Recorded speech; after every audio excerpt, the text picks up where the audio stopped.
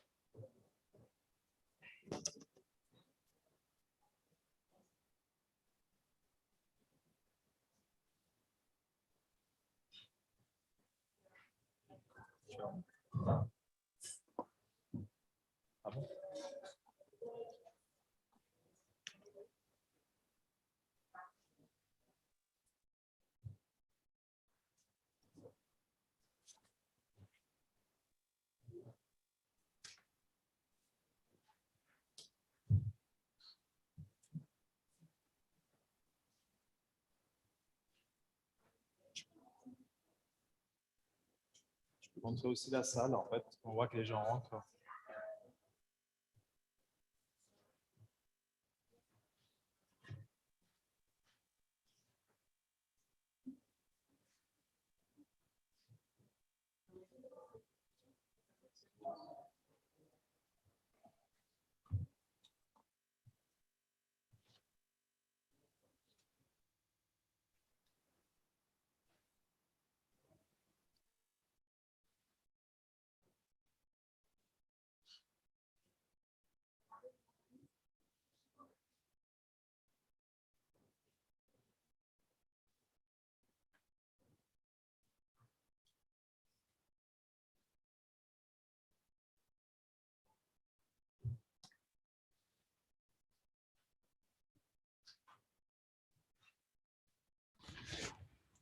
Hallo Thomas.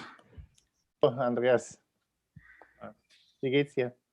Gut, und dir? Gut, soweit auch. Auch ziemlich früh am Morgen hier, aber ist. Ja, natürlich. Du bist in Vancouver noch, ja? Vancouver, ja. 8 Uhr morgens, ja. Okay, gut.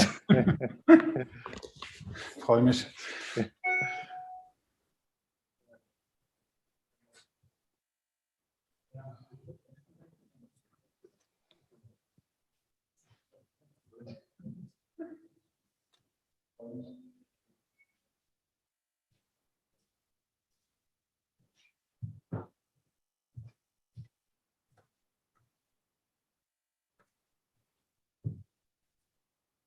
Hello, hello. Hi. Do you listen to me? Yes. Okay. We can wait maybe 2-3 minutes because I see that the people are arriving. So.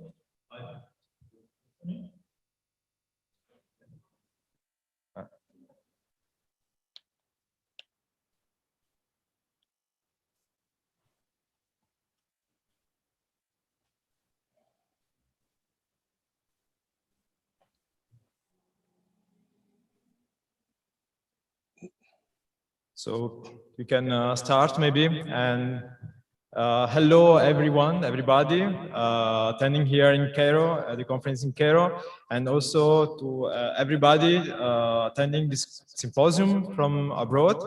And we are here so in a very particular moment. You know, we are organizing this conference in a hybrid format, so to be very new for us to organize this kind of event in this way. But it will be very nice, I think, because it will allow us to reach a lot of scholars, students, and people interested in this period, the first intermediate period.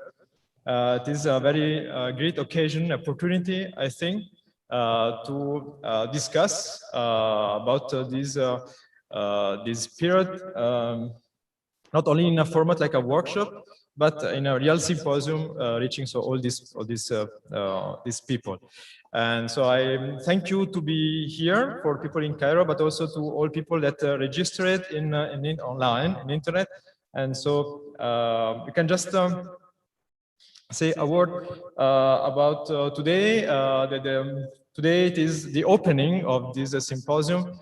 With this keynote lecture given by Professor Thomas Schneider, that I thank to be here with us and to have yes, to be here, to be with us to speak about the first intermediate period in an historiographical way. And as you know, Egyptology has not yet reached a consensus on the chronology of the first intermediate period and the history of the end of the third millennium in Egypt. That's why, that's the reason of this symposium. So this symposium will aim to bring together a group of researchers working on different categories of written, figured, and material culture, in order to compare the different chronological ranges that are adopted by each specialization to delimit the same period. So specialists will have the opportunity to provide synthesis or to discuss sources and dating criteria in epigraphy, statuary, glyptic, and other fields such as linguistics and ceramology. This will be also a unique occasion to share information from recent archaeological research. Internal phases and external limits of the first intermediate period, correctness, limits of past dating criteria, crossing of T-chronologies, history and prosopography will be the topics of this symposium. I just want to say that today we have the lecture of today will be about the rise and demise of first intermediate period as a term of periodization.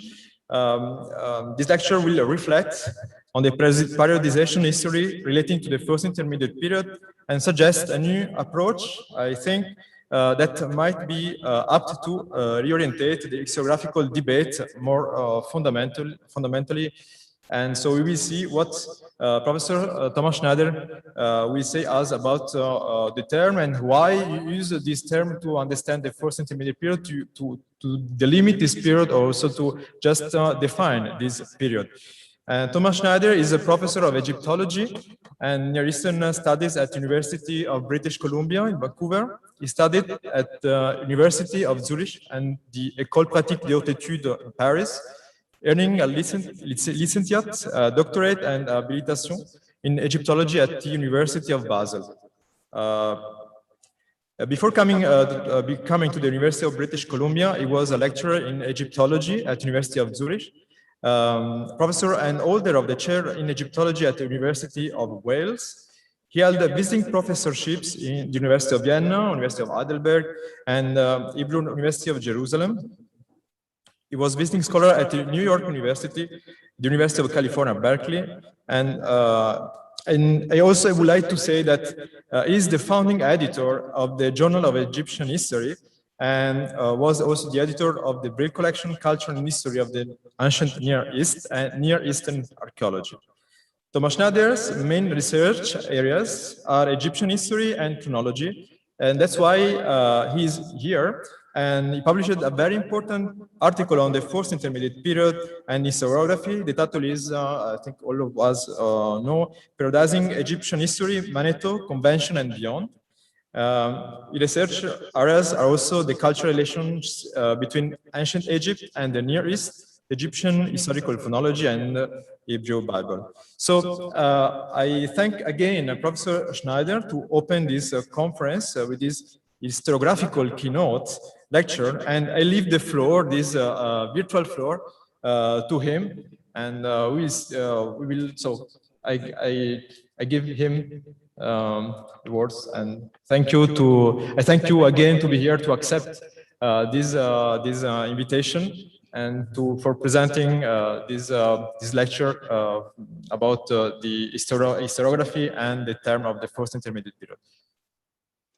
Yeah, thank you so much, Dr. Pillon. I would like to thank you and the Institut de France d'Archéologie Orientale for having invited me and also bestowed on me the honor to give this introductory lecture today. So it is really a pleasure, and I hope that the symposium will be beneficial to our discipline as a whole. So let me just share my screen with you and then start with my reflections. So I hope this is visible to all of you. Ladies and gentlemen, dear colleagues, the term First Intermediate Period is deeply entrenched in the modern historiography of ancient Egypt. It has survived throughout fundamental changes of evidence and methodology for a time span soon longer than the historical period for which it was conceived.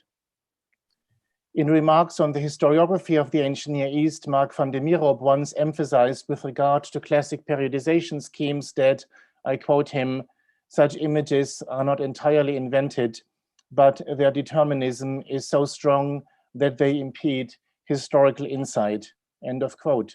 The purpose of my lecture is thus twofold. First, to demonstrate the historical origins of the term First Intermediate Period within Egyptology and its later legacy. And second, to call for an effort by the discipline to review the validity of the term more fundamentally in the context of a more universal overhaul of the periodization scheme of Egyptian history. The powerful narrative conjured up by Egyptology's conventional periodization schemes becomes obvious from an assessment made by Jan Assmann in his Mind of Egypt, where he states, I quote, "The form of pharaonic history is indeed most remarkable. Two features of it are immediately obvious and may indeed be unique to Egyptian civilization. One is its immense duration. The unchanging fundamentals of its symbolic meaning world extend across a period of 3,500 years, from 3,200 to 300 CE, BCE to 300 CE. This unbroken unity and sense of unchanging collective identity is surely without parallel. The second remarkable feature of Egyptian history is the rhythmic succession of ups and downs throughout its immense duration, a pattern of apogees and interims reminiscent of a work of art. Rather than a work of art created by the Egyptian past, this entrenched sequence is, however, actually an artifact imposed by the modern historiography of ancient Egypt onto its past. However, as Harry Ritter in the Dictionary of Concepts in History holds, I quote, "Convention easily seduces the unwary into taking periodization too literally and naively confusing mental constructs with the events one wishes to analyze. Thus, concepts such as antiquity, Middle Ages, or Renaissance are often endowed with a cognitive status they do not deserve, end of quote. It may thus be helpful to remind us of how First Intermediate Period became an established periodization term within the historiography of ancient Egypt. Far from being a mere label enabling disciplinary discourse, the term has since its inception been charged with cultural and political ideas. Its key elements were forged in the second half of the 19th and the first half of the 20th century, when the preliminary modern understanding of Egyptian history was superimposed on a more basic chronological grid. This dynastic grid was provided by Manetho, while the superimposed structure dates to the late 19th and early 20th century. This conventional framework that has remained basic to presentations of Egyptian history a century later is characterized by a sequence of golden ages and alleged times of crisis. The designation of the former ones as kingdom, empire, and Reich in the traditional national languages of Egyptology emulated their respective European nation states of the 19th and early 20th century. The large-scale periodization did not initially comprise of any distinct intermediate periods, as in Christian Karl Josias von Bunsen's first proposal of a tripartite division from 1845, outlined here. In this scheme,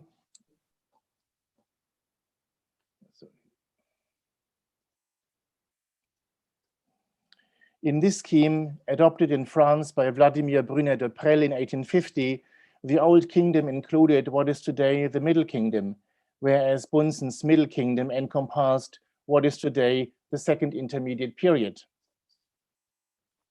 Where a tripartite division was adopted in the second half of the 19th century, the demarcation between the three ages was set and justified in very different ways. This is best visible in works by Auguste Mariette and Alfred Wiedemann, where Mariette anticipates our present periodization of Egyptian history.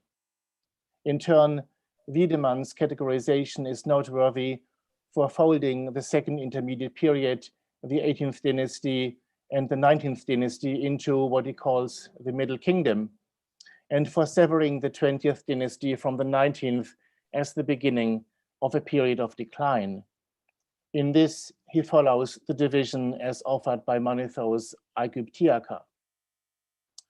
By the way, Henri Gautier was the last to advocate for a long extension of the New Kingdom in the early 20th century that reached all the way down to the 25th dynasty. But as early as 1885, Adolf Ehrman had already confined the New Kingdom according to our current notion. The periods singled out today as intermediate periods were acknowledged by Egyptologists in the later 19th century. However, instead of assigning them independent status, they were linked up to the preceding epochs as mere times of transition.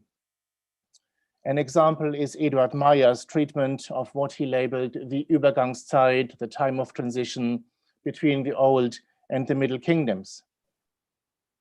It was patently after the First World War when the time span between dynasties 6 and 12 was accorded historiographical independence and a clearer terminology by coining for it the notion of intermediate period. The first use of the English term intermediate period, currently known to me, dates to 1922, when Francis L. Griffith speaks about the Egyptian seals of the intermediate period between dynasty 6 and 12. Georg Steindorf, as on this slide visible, delimited this period as separate from the Old and Middle Kingdom in his Blütezeit des Pharaonenreiches of 1926. He speaks about the Zeit zwischen Altem and Mittlerem Reich, where it is implicitly paralleled with the foreign rule of the Hyksos and the period of foreign overlordships in the first millennium. In the same year of 1926, Henry Frankfurt is the first to start numbering the intermediate periods and thus to speak of the first intermediate period, after which the new terminology gained universal approval. It seems that the catastrophe of the World War and the cataclysms of the subsequent years, the end of the European monarchies, the Russian Revolution, the Spanish flu pandemic, and the economic crisis contributed to the first intermediate period gaining in profile.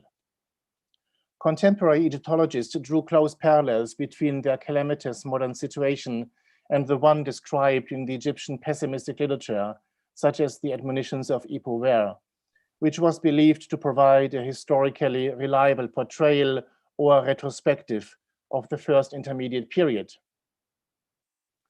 Adolf Ehrmann labeled both times, I marked this here in red and bold, he labeled both times, the first intermediate period and the years after the World War, a time of revolution. He speaks about Ipo Ware as a Revolutionszeit in ancient Egypt, and then he refers to the time after the First World War as in der Revolutionszeit in his autobiography. Max Pieper, in his book on Egyptian literature, drew the following explicit comparison with regard to the admonitions of Ipo Ware. He says, I quote, around 2500 BCE, the state of the Old Kingdom perished, and it did so in a great catastrophe that reminds us of the events of recent times, a Bolshevik revolution in ancient Egypt. This is the perplexing first impression of the admonitions of Ipo Ware. It appears as if everything was turned topsy-turvy, like in the past couple of years, end of quote. Beyond drawing mere comparisons, Egyptologists of different political affiliation also retro-projected their political views onto the first intermediate period. Harco Willems has pointed to the example of Alexandre Moret, who in 1922 lauded the Egyptian revolution of the first intermediate period, when former royal privileges became the common good of all classes of society, and when monarchist socialism ceded some of its rights to the plebs. At the same time, but entirely contrary, is the judgment by Hermann Kees in his 1926 monograph on Egyptian funerary religion. A representative of Germany's landed nobility and a right-wing politician who aspired to reinstitute the monarchy and to abolish the Weimar Republic, Kees condemned the non-educated masses of the first intermediate period for their recourse to magic and their uncomprehending usurpation of religious texts, and I quote, "The character of this time is by all means unlettered and at a cultural low, boorish to the degree of being entirely outwardly, but at the same time covetous for all privileges one wants to possess, no matter whether it is suitable or not." By comparison with the aristocratic doctrine of the Pyramid Age, this time has by all means a proletarian demeanor. And of course, it is clear that Kees here self-identifies with the aristocratic doctrine of the Pyramid Age. The notion of the first intermediate period was well established by the 1940s. I'll give you here some examples. At the same time, fostered by the use of the term in Hans Stock's study of 1942, the notion of intermediate period was increasingly adopted for the time of dynasties 13 to 17, and thus the term second intermediate period was coined, to which the notion of third intermediate period was coined as a final analogy and proliferated through Kenneth A. Kitchen's seminal study of 1978. It is noteworthy how adamantly Egyptology has adhered to this periodization scheme, for which the decisive criterion has been essentially Egypt's territorial integrity under one rule and or its absence, and more conjecturally, the assumption of cultural blossom or its absence. It cannot be denied that the classification pattern is patterned here in the Egyptological sequence, whereby allegedly bad times are labeled primitive or early stages, when lying before periods considered good, but decadent when following those good epochs. Only in the instance of the period perceived as introducing the Old Kingdom, the early dynastic period, or the Frühzeit in German, the term is not marked negatively, while seeing the first and second intermediate periods as positive run-ups to the Middle and New Kingdoms instead of periods of decline has had a much more difficult standing until rather recently. As late as 2010, TOBY Wilkinson reiterated the narrative of rise and fall purported by this periodization scheme when he describes the first and second intermediate periods as dark ages of chaos that saw, I quote, Egypt tested to the breaking point in harsh lessons incurred by a weak hereditary monarchy, climate change, and unchecked immigration, only briefly interrupted by the blossoming Middle Kingdom. The Egyptological usage of this conventional pattern of periodization may have had and may still have some pragmatic or didactic value. However, it has also prevented the development of any alternative periodization for Egyptian history as an interpretive instrument.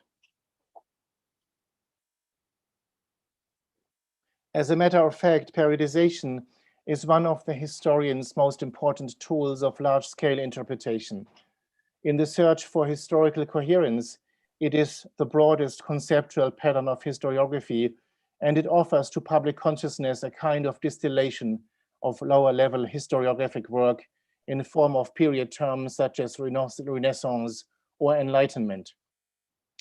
Periodization is thus most fundamental to the historian himself or herself, as a changed periodization expresses a modified view on history. It is true that critics have militated against the tool of periodization.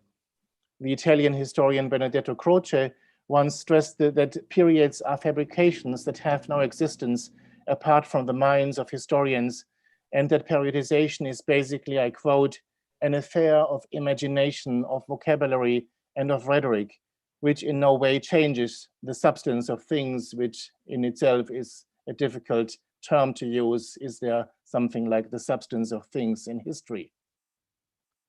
However, Ludwig Mohrens' attempt to replace the term first intermediate period by the label Zeit der Regionen, the time of regions, is an obvious example to demonstrate how a change of imagination and rhetoric, as well as an abolishment of the periodization scheme of fall and decline, can indeed alter the narrative of a time period.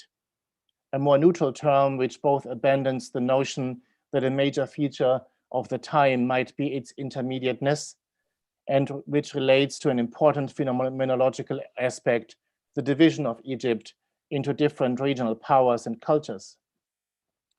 Unfortunately, his attempt has not been widely adopted by our field.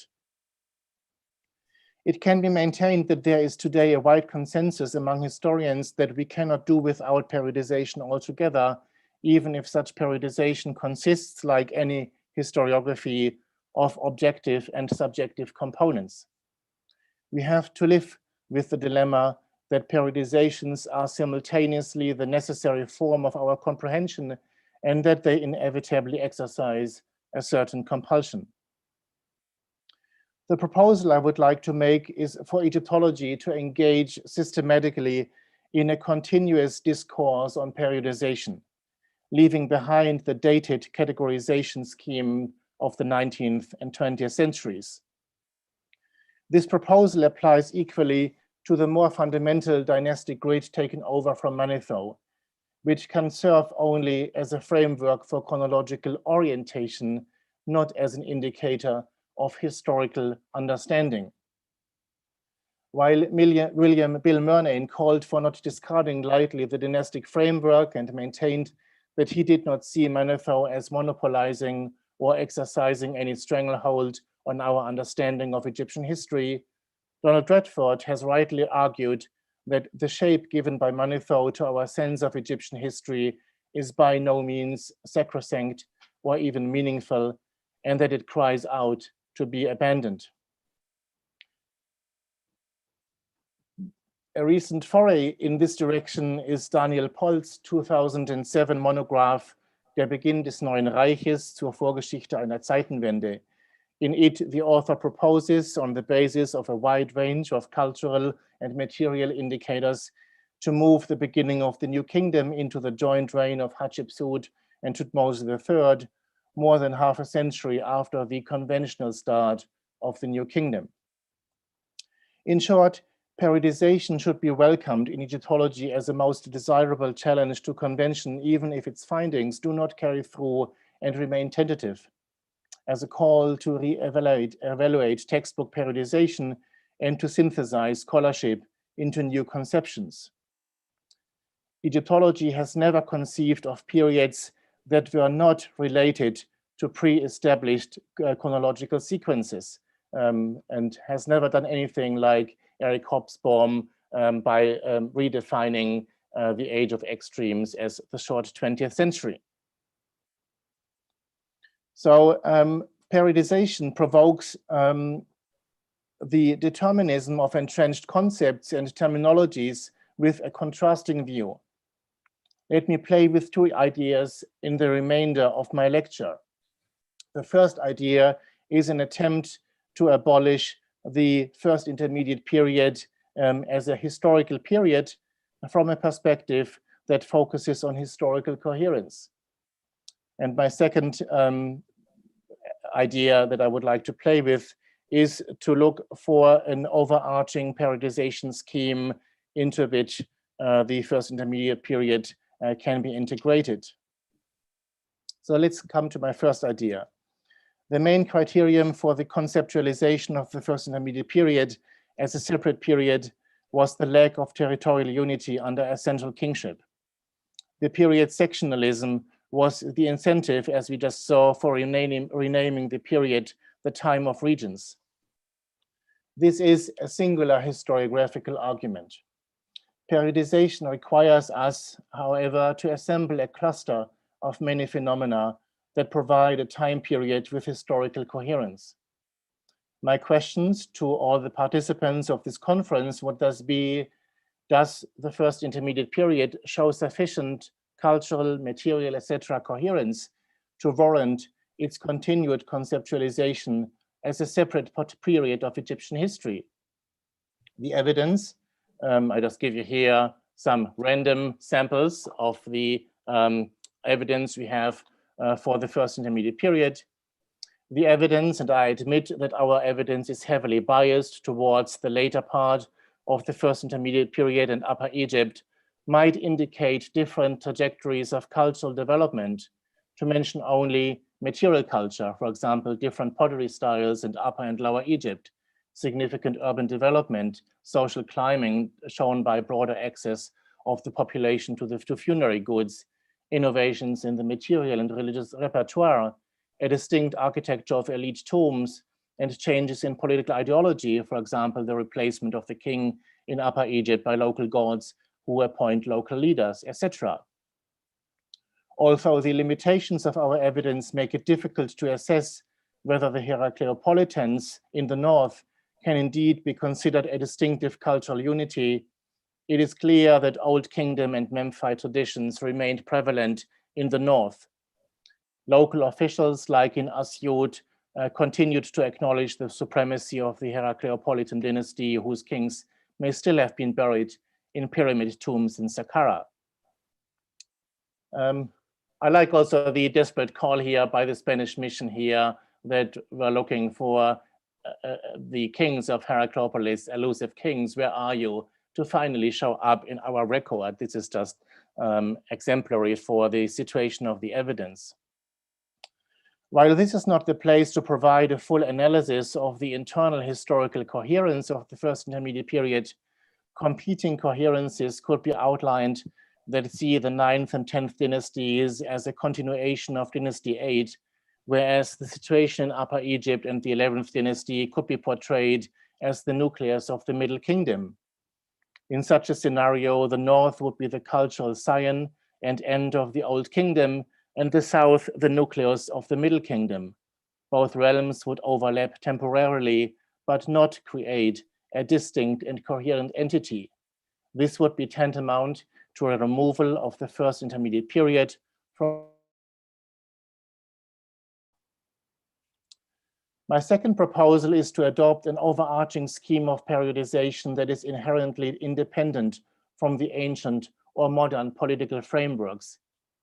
It is tied to a historiographic project that strives to give Egyptology an alternative historiographical agenda, an agenda that places at its core the Nile River and assesses ancient Egyptian institutions as well as social, economic, and cultural phenomena in their dependence on this environment.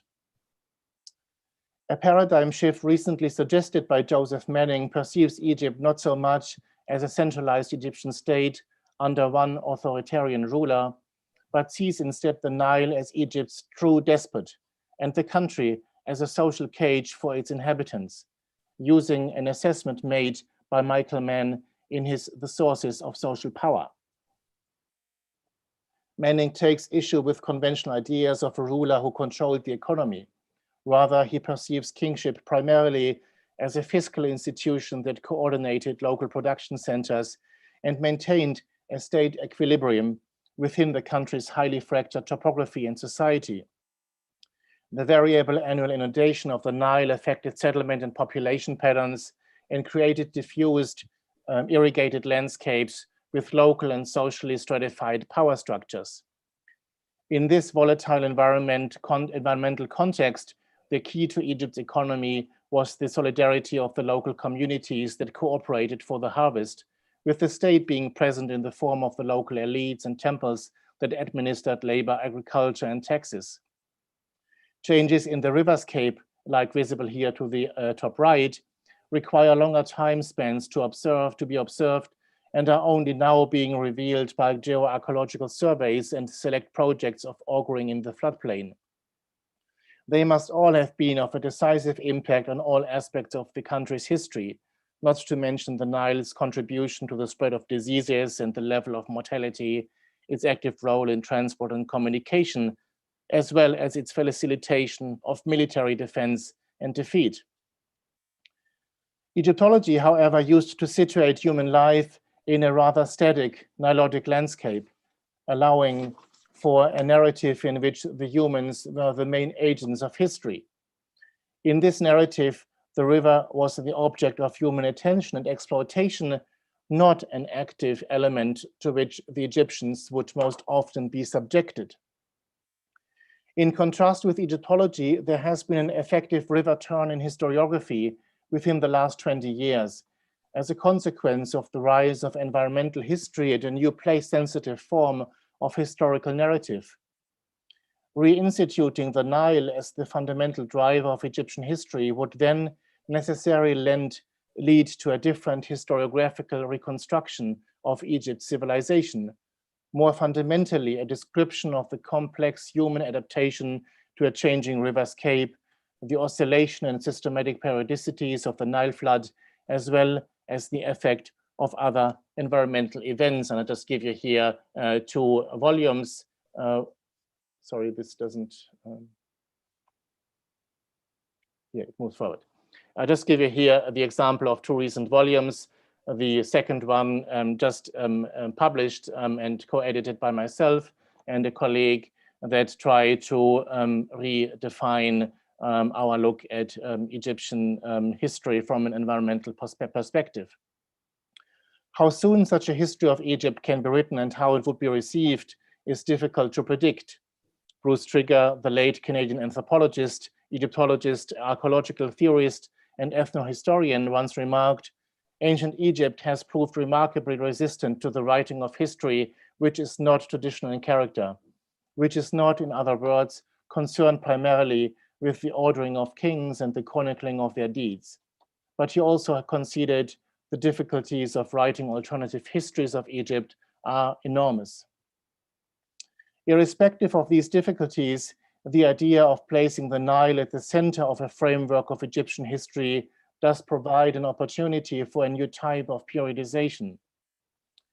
That periodization would be structured according to the changing cycles of the Nile's water regime over time. Climate data were in past scholarship often adduced to explain the purported collapse of the Old Kingdom, allegedly propelled through a disastrous sequence of low floods. it is now clear that climatic conditions deteriorated gradually throughout the Old Kingdom and allowed for adaptation. As a matter of fact, flood levels start to rise again in the early First Intermediate period, as you see here. After the end of the Old Kingdom drought, the levels start to rise again.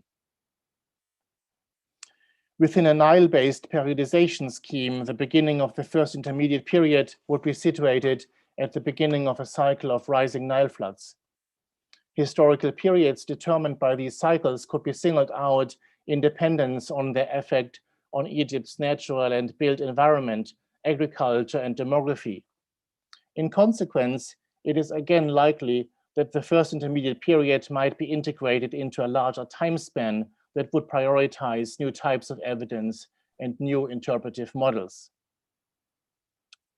So I hope to have shown how intriguing the First Intermediate period has been in the imagination of Egyptology, but also how rewarding it can be and how essential it is to leave the trodden path of accepted terminology and periodization. I wish the conference the best of luck and success in leaving the trodden path and in exploring a new understanding of the time of regions.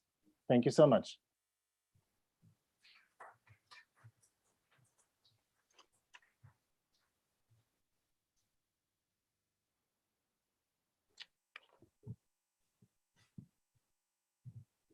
Thank you, Professor Schneider, for this somehow revolutionary presentation.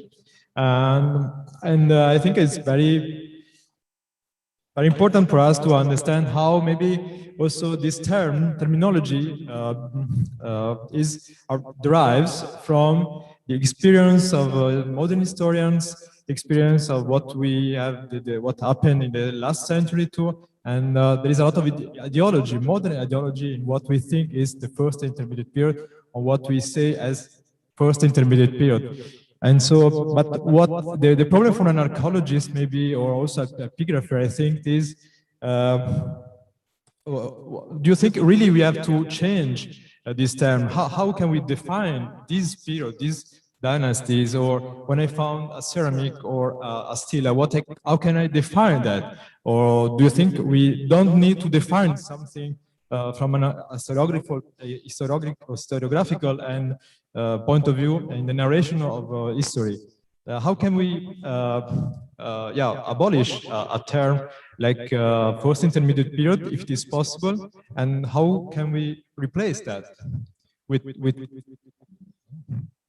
Well, if I can just respond briefly, this is the task, right, for the discipline, to think boldly about, doing something rather dramatic about how we conceptualize history. So my dream would be to do away with the dynastic grid, to do away with speaking about kingdoms and intermediate periods, and to go back to the evidence we have and try to organize it in different ways. So you know how oftentimes scholars have written about the art of a certain dynasty or so, or specific cultural phenomena in alignment with a specific chronological grid, despite the fact that history moves on continuously and is not determined necessarily or exclusively by the sequence of a reigning family that have been so entrenched in our field. And so just to give you an example, the old division that Wiedemann took up from Manetho's Aegyptiaca that ties the 20th dynasty together with what is today seen as the Third Intermediate period might be actually quite a promising approach, because we see so many developments that become prominent in the Third Intermediate period to show up in the later New Kingdom. But such proposals have never been put out systematically by the field, just to go beyond accepted divisions of history and to see whether this allows for better understanding. So this is a big task by the field that should be taken up. To go beyond, this terminology. not only for the first intermediate period, but also Gold Kingdom, Middle Kingdom, and etc. That's right. Exactly. And so we can, somebody in here has a question. Okay, you can just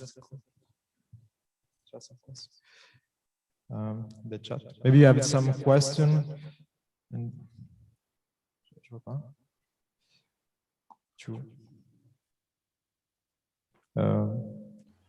Sorry, we are just. Thank you. So, hello to Ludwig Morens. He has a question for us. So. Yes, hello. Okay. Thank you very much for organizing the conference, and thank you, Thomas, for raising issues which are very close to my heart, obviously. One question I have to the field is, do we want an easy life, or would we agree to a more difficult one? As you said, Thomas, these periodizations depends very much on the questions we address. And I'm sometimes wondering whether Egyptology could deal with more than one chronology. Say that our chronologies might depend much more on the questions we are interested in.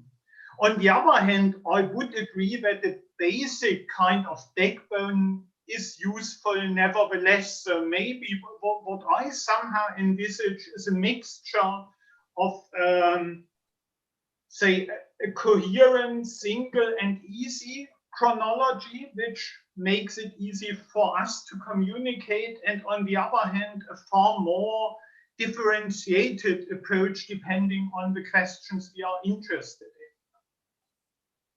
Yeah, that is certainly right. So, you know, what ideally would be nice to even combine different periodization schemes within one volume, where person X proposes something that runs counter to a different proposal, you know, supported by a colleague, so that you know, that contrast provides a foil for our better understanding, to see more clearly, you know, on what factors our interpretation of Egyptian history actually lies, and how we shape subjectively the evidence that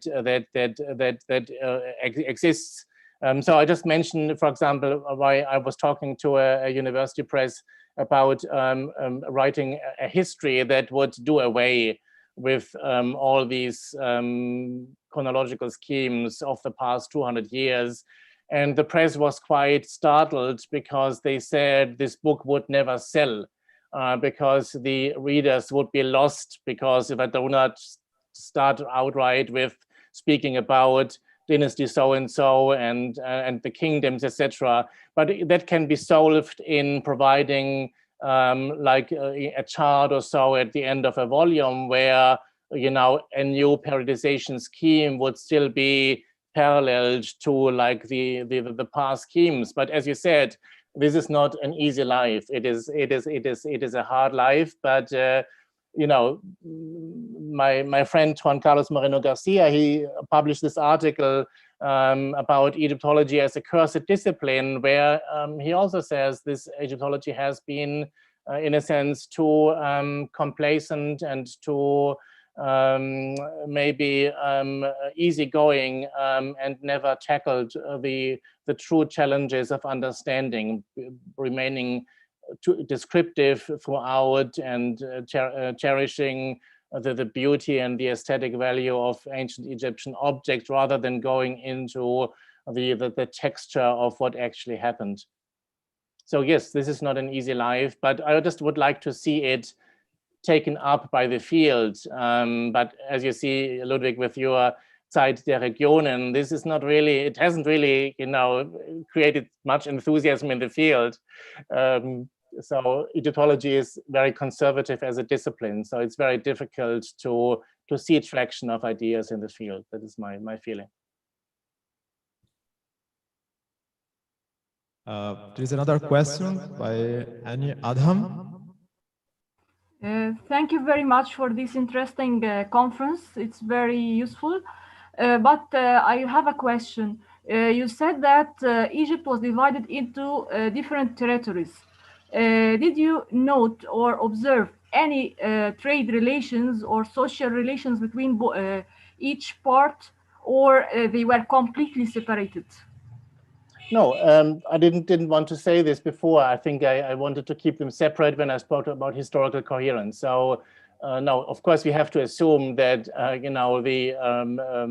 the north of Egypt, the Heracleopolitans and the Thebans, they communicated with each other and traded. So the country was not entirely separated into two parts. But my point was to see, if we start talking about one period of history. I gave you the example of Eric Hobsbawm's book about the short 20th century, where he tries to define the century by a set of characteristics that seem to apply to a certain time. They were absent before and they seem to be absent or changed afterwards. So I think when I talked about the separation of Egypt into different regional cultures and also political powers, I was rather trying to, again, to underscore a different narrative that culturally and maybe politically links the North to the Old Kingdom and would see it as like the tail end of the Old Kingdom, whereas the South and the innovations that we see in the South would rather lead up to the establishment of the Middle Kingdom. And so these two parts of the country would be like juxtaposed wedges that, the end of the Old Kingdom and the beginning of the Middle Kingdom would overlap then temporarily, and they would also overlap in terms of, of course, geographically in Egypt, be juxtaposed to each other. But again, this is playing with the idea that do we actually need, to bring these two parts of the country together? Is there not more that divides the two parts of the country culturally and politically? And if we decide that there is more incoherence than coherence, then we could also then forfeit the period, first and middle period as such. That is, Thank you very much. my main concern. Thank you for the answer. And Aidan Dodson has a question. Yeah, it's more as an observation about you mentioning Eric Hobsbawm's point about the long 20th century or the turn of the long 19th century. Surely in that's even more like our first intermediate period or kingdoms, in the sense that what they're trying to do there is clump together sort of history of the world into an element. So I'm not quite, I think possibly it's arguing in the opposite direction from what the point you were making there, I fear. Just one other little thing is, much as I sort of admire the ambition of trying to change the way we look at things, I fear from sort of just being an Egyptologist, it's almost impossible to do. I think Barry Kemp tried to do something like this back in the 1960s as well. And rather like Ludwig's thing on religion, it sort of disappeared. And right. I fear I think it's one of these cases which is probably a good thing for us to think about, but whether we'll ever be able to change the structure of the way we teach students and all those kinds of things is another thing. So it may be something which is an intellectual thing for those of us who are, considering a particular period. Is there a regional issue or not, rather than just simply saying, hey, this is X dynasty. But I fear it's a laudable aspiration, which I fear will never happen. Yes, no, thanks so much, Aidan. Also good to see you. But the main observation I hear is that the field as such does not show any interest in more generally to rethink those issues. It doesn't mean that at the end of the day we would then have to adopt or switch to a new periodization scheme. And I understand that conventional, structure of Egyptian history has still, as I said, some pragmatic or didactic value. This, of course, should not be the benchmark for the intellectual endeavor of the field, right? So, but if I saw that, for 20, 30 years, there is really a debate in the field about, can we do things differently, about structuring it? And then at the end of the 20, 30 years, the field would say, well, these attempts have not really proven successful, and they are too difficult, or we do not have sufficient evidence to support these claims or so. But at least I would like to see these attempts being made, because if we do not try these attempts, then how can we know? So it's more about the field trying to do something, not setting a new mandatory or so framework within which we have to teach and educate or so. This might then be a long-term consequence. Professor Arco Williams, please. Yes. Yes, good afternoon. Thank you very much for this very interesting lecture, Thomas. I've learned a lot. I even would have to change something that's not even published yet about the history of certain terminology, the development of the terminology in the course of the 19th century. You got me there.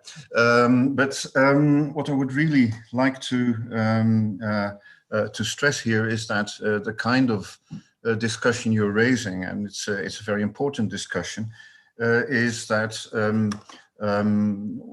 what we are looking at here, where it concerns the term first intermediate period, we're just discussing a specific case of something that you could say about historical periods anywhere in the world at any time. I would like to mention a very interesting book by a Renaissance scholar, Le Goff. He's a very well-known French scholar in the Annales school, de longue durée, who wrote a little book at the end of his life entitled Faut-il vraiment découper l'histoire en tranches? Is it really necessary to cut history in slices? I found this a very stimulating book, because a part of the book is devoted to the problem that if you are slicing history in pieces, then what you are describing is certainly not an adequate description of what historical reality was like in the particular slice you are discussing, for instance, the Renaissance or the first intermediate period. And a large part of the book is devoted to describing that a lot of developments that you see happening in the Renaissance were taking place already before the year 1000. And certain of these developments took place for a long time after. Actually, if you're using such a term like Renaissance, does it adequately describe what happened in Florence to people who were living during the Renaissance? Does it really do full justice to it? No. On the other hand, Le Goff concludes that it is inevitable to use terms like that because, for instance, in teaching, and teaching is already a topic that Aidan mentioned, it is necessary to bring together certain concepts, and the way in which you do that may be wrong, and the way they did it in the late 19th century is different from the way we do it now. But it's inevitable for a didactic perspective to lump together certain bodies of evidence and say, look, this can be explained if you combine it with that. So I think you can, of course, say the term first intermediate period or Middle Ages or Renaissance or whatever is erroneous. Yes, it is. And we all know it doesn't do full justice to what you're doing. But if you throw these terms away and you invent something else, then after a while it will turn out that this is wrong as well. So I think you're absolutely right to propose that you should look for new ways of conceiving periodization. But I don't see that this replaces existing periodizations, but it's just an alternative way of looking at things. Yeah, precisely. So thanks so much for. I initially had Le Goff in my paper and wanted even to show him, but then I said, you know, that the paper would turn too long, so become too long. So you know, you're totally right. So as I said, you know, the current approach to the first intermediate period offers a certain vision of the time period on the basis of available evidence. What I hope I said clearly enough in my paper is I just would love to go to a shelf in a library and to be able to pull out 2 different books that give me different views. And as you said, you know, history is continuous, but we cannot publish a book that has now subchapters, etc., and does away with any kind of demarcation. So we have to organize the material as a means to understand certain phenomena. But it would really be outstanding if we could have 2 or 3 different histories of Egypt where we see things done differently. And then the conventional maybe approach would still be there, and it certainly would still have its values and its merits, and we could still use it, but we would just be able to contrast it with different approaches, like now Le Goff, you know, folds in most of the Renaissance into the Middle Ages, etc., and establishes continuities that maybe not everybody has seen. So it's more this idea that we would have alternative reconstructions or interpretations available to us, which then again could be extremely helpful in a pedagogical setting, and you know, have students compare different reconstructions of Egyptian history that organize the material in very different ways. But thanks so much for your remark. Thank you. Thank you, Ark Williams, and thank you for their answer too. And there are other questions maybe in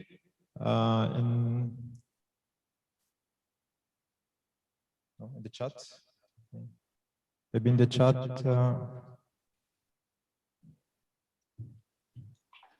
Yes, there is in fact one question in the chat from Cynthia.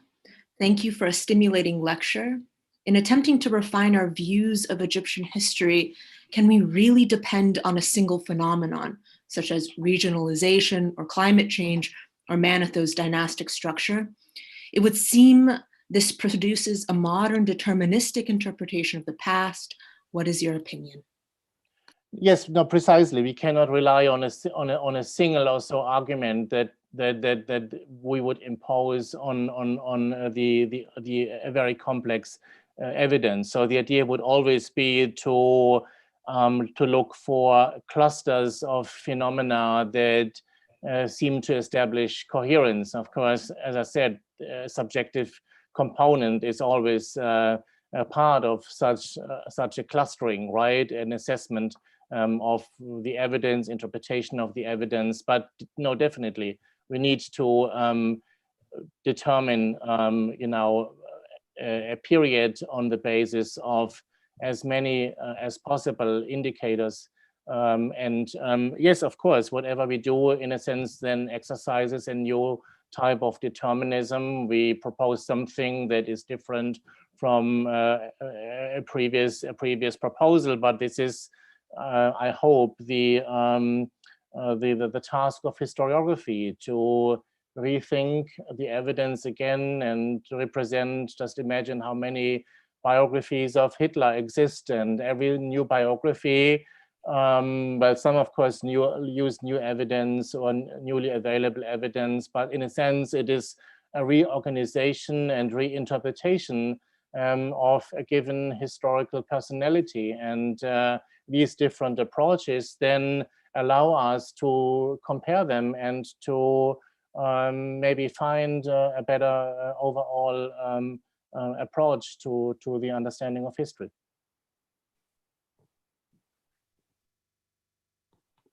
If I can add a question, is you think that before to abolish or change our terminology, we should really understand what is this so-called first intermediate period, or that could be for other periods, and to try to understand where we could put the limits, or what we can understand as something like the first intermediate period, and then maybe put out what is prejudices about this period. That you know, when we read a book we always, in some books we can find there are not two kings, in other books we are speaking about the climate change, in other book we are speaking more about putting forward more the fact that there are not kings, or there is a collapse in the society or something else. So maybe before to understand differently this period, we could just to analyze better. So that's why getting different scholars to understand why we are using maybe a geographical term to understand the period of regions, this period, before to try to find a solution together, and then maybe to teach also to students and to write about this period in a different way, before to try to find another structure that I think will be a structure that will be also that will fit not only for the first intermediate period, but also for the Old Kingdom and the Middle Kingdom and the other dynasties and periods of the Egyptian history. Yeah, well, I think that both trajectories need to be pursued in parallel, because you cannot just wait until, what does it mean? We need to wait until we have a better understanding of what happens on the ground, until we have more evidence or so. We will never have the full evidence again about the first intermediate period or any other time of Egyptian history. It will always be extremely reduced and also fractured. And so I think we cannot delay or postpone the broad interpretation to a later time, but it needs to be pursued as we do like the lower scale analysis of the evidence on the ground. And as also Ludwig and others said before, this is also very fertile, because by adopting a different, like, large-scale perspective, this then can also influence against the way of how we do the work, the low-level historiographic work, basically in the field on the ground. So, you know, looking at different categories of objects in a different way, because an overarching perspective is basically underscoring the importance of that group of evidence, etc. So I think ideally 2 things should be pursued at the same time: continue working on the evidence, but also engaging in these large-scale interpretations of Egyptian history. Thank you. And Andreas Tauder has a question.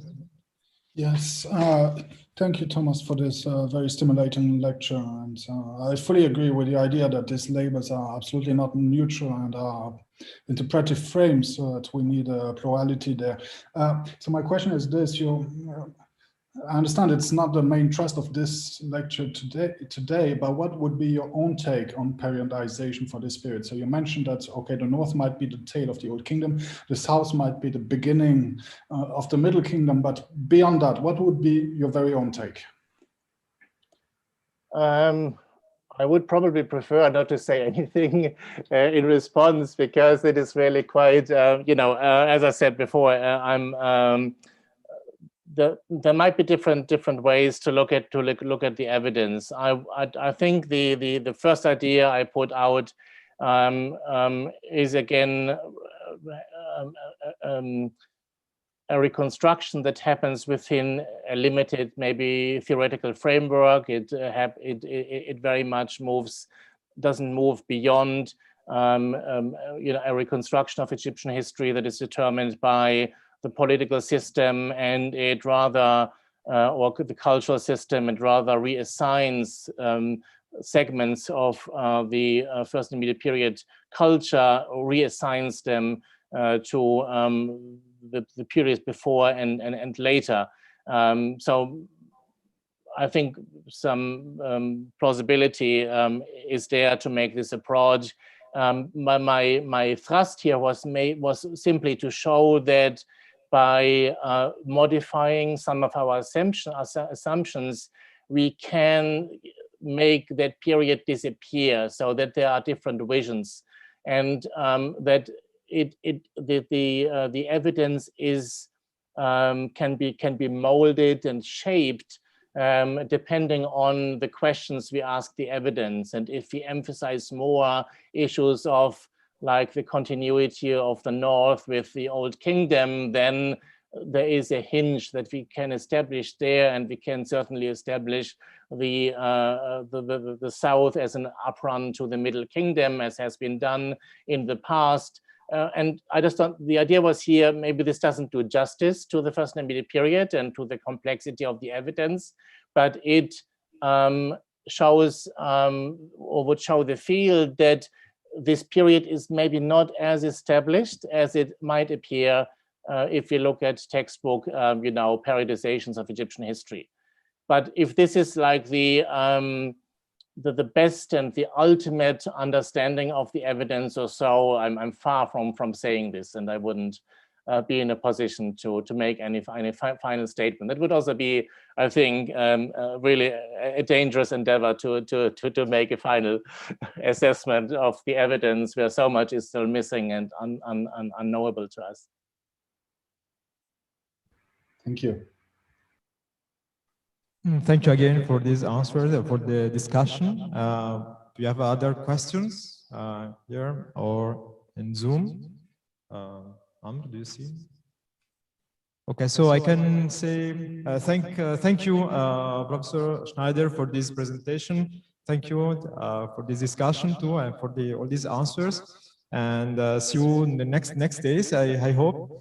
And also at the end of these days and on Saturday for the concluding remarks, I think we can continue this discussion and see what can say different maybe after all the sessions of the next days. And so thank you all of the participants and attendees to have been here today, this evening, or morning or afternoon, wherever people are in this moment. And I invite you here, the attendees here, the people are attending here, the conference here in Cairo, there will be a reception after this keynote, so I will invite all of you. And I just say hi to all the other attendees. I can't invite here all of you, but yeah, maybe next time, maybe we can organize a new one. And so thank you very much, really, and see you soon, I hope, in the next days. So you can all there is the program in the website.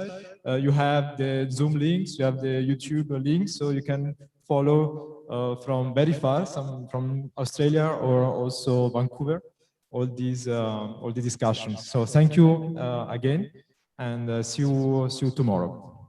Yes, thank you so much again for inviting me. It has been an honor to give this lecture, and also thank you for all the stimulating discussion questions. So I wish you much success with the next lectures, and I hope really that the field as a whole will be able to embark on an ambitious agenda of rethinking Egyptian history. So thanks so much, and thank you to all colleagues for attending, and all the audience, and good luck. Thank you. Thank you. Thank you very much. Bye. Bye-bye. Bye-bye. Thank you.